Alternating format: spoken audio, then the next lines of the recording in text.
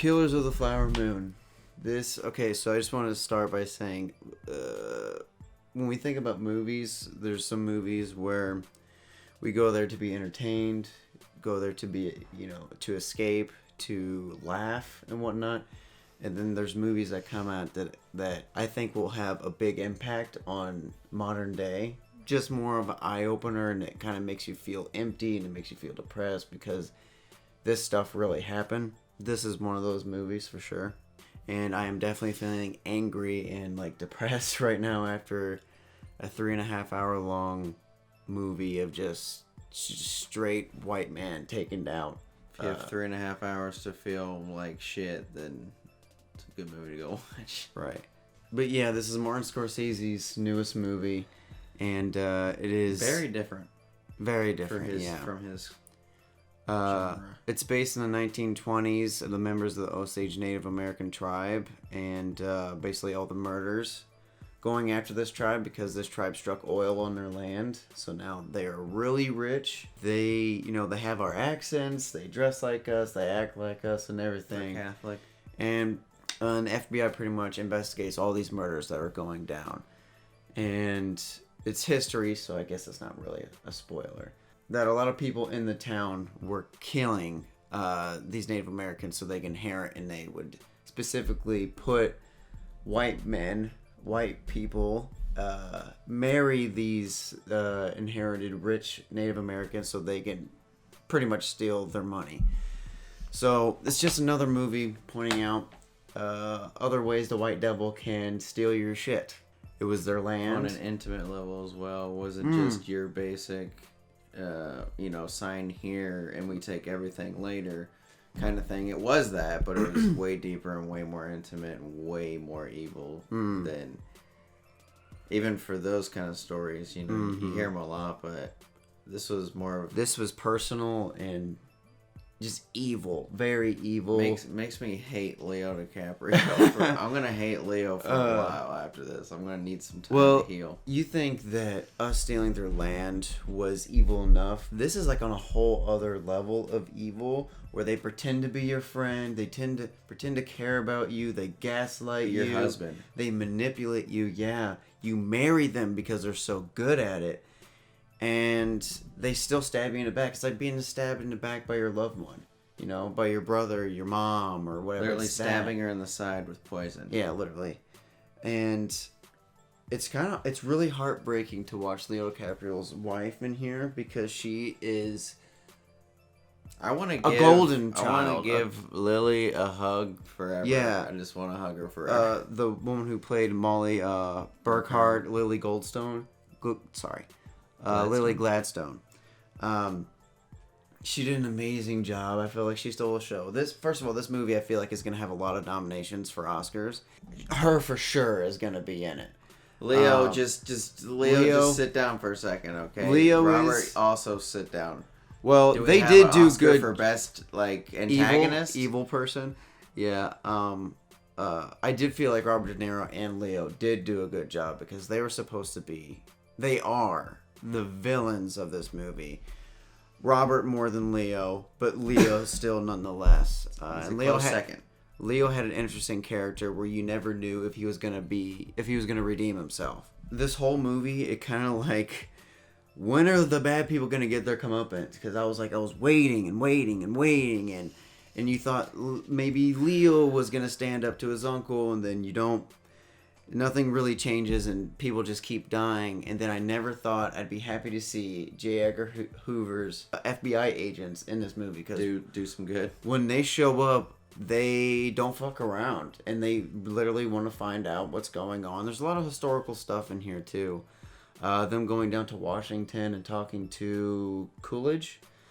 And they gave him $20,000 though, right? They gave the government money to come and finish...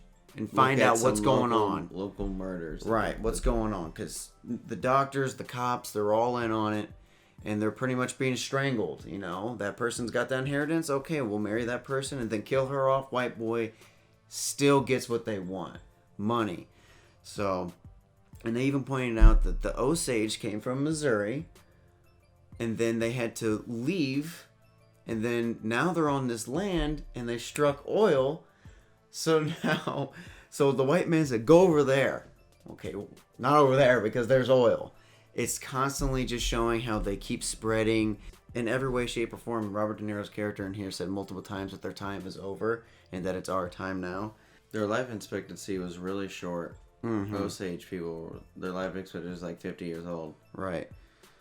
And that was on purpose. Everyone's getting poisoned. Right. Straight up stabbed, murdered, shot. Right. A lot easier to Beaten. get away with these. Private detectives, Right. white private detectives came out of nowhere. They get killed. And Martin Scorsese actually he addresses the audience at the end of the movie. Yeah, It's the first time I've ever seen him do something like that. It was very new. Yeah, different. He was reading Molly's obituary in the paper when she died. Oh God, her character was just made me so sad. I think the whole part of when are they gonna get their punishment thing, the whole artsy way is the punishment is showing their evil on a big screen to a new age. Almost 100 years later, that people probably almost immediately forgot about when she died. It wasn't even mentioned in her obituary. She died, but husband got out of prison, uncle got out of prison, went back to Oklahoma, and lived out their days. Robert De Niro's William Hale. He lived to be 87 in a nursing home. It's something about Martin actually coming out and addressing that part himself. I feel like that was the whole point, was to show just this god-awful, educational, heart-wrenching, depressing, fact, enraging history lesson. Part of history, yeah. And also to scorn those who are responsible. Who have been dead and gone for a while. Right.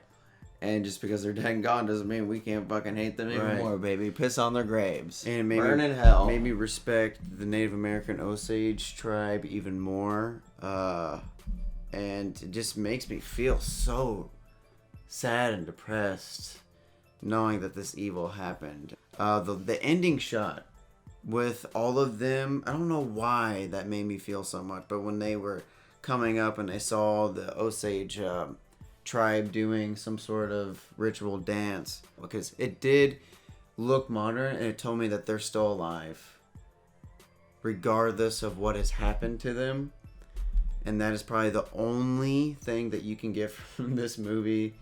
They're like, okay, they're still here, regardless of all the adversity and stuff that they had to overcome, that they're still here and that they survived this evil power, and this movie can only do them good. More good. So that's another good thing. Talking about movies and what's the end goal of this movie? Entertain, make you escape. This one is to wake you up to what has happened, especially with a specific tribe.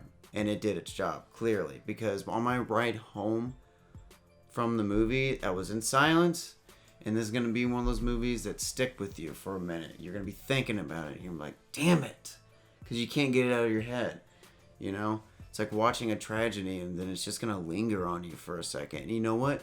Those are the good movies. Those are the movies that actually do some good to the world, right? Like, no, he's not going to do world peace with this movie. But he made people aware of the atrocities that happened. Sure, it was like 100 years ago. But you think we're still not trying to get anything we can from these people who were here before us? So yeah, it's depressing, but it's supposed to be depressing because it's not a good story. The main protagonist isn't the protagonist, or at least the lead actor is not the protagonist. Leo isn't. Yeah, Leo's finally. We thought he was going to be his traditional white savior role, because that's usually what he does, and he went the exact opposite direction with it. Mm-hmm. A little too well. It's not your traditional movie where there's a good bad guy, a good guy and a bad guy, and the bad guy loses. It's not that type of movie. It's a biopic. It's depressing. It's got history in it. It's I think it's an important movie for sure. I think as many people as possible should be watching this movie. I feel like it's one of those important movies. Yes, it's long, but me personally, I wasn't going, hurry up.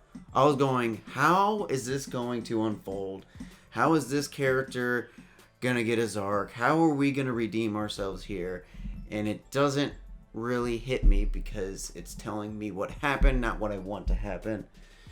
And that's what sucks about And it. karma doesn't really exist in the real world. Justice, you have to bend that arc We get towards lucky justice. sometimes. Right. And you can see Scorsese still got it. And his whole It was new thought, too. yeah. Very His whole grievance against Marvel and Disney in general is they're not making good movies anymore. They're making colorful, poppy, popcorn, TV shows. entertainment, and nothing really matters from it. You know, you don't really get anything from it that can do some good in the world. And he clearly showed you how it's done, and he did it. He did a good job. It's just truth, really. Right. Church with Leo DiCaprio's Well, face that we're right. all used to, and Robert De Niro's face. It's one Yeah. thing to lose your whole identity. That was pretty much the whole thing. Is like you're trying to literally kill our culture. Then we won't have it anymore. So it was good. That's how they ended the movie. Was the culture still vibrant and Still alive. alive. Yeah. It's so freaking depressing, man. It's a serious movie. It's not like don't go. Ooh, I wonder if it's not like that. Mostly, we were the youngest person in the movie theater. It seemed like everyone else was 70 or above. They were probably in the movie. Their grandfathers probably did what we saw on screen. Who knows how they took it, but I don't know. But it's a serious movie. It's not a. Don't go there to see action. Don't go to see like comeuppance. Revenge. none Don't of see. that. Yeah, you're gonna get the true hard facts, and it's hard. Hard and to it's swallow. Disgusting, and it's It's real. it's a little traumatizing just to watch. Can't even imagine to experience firsthand.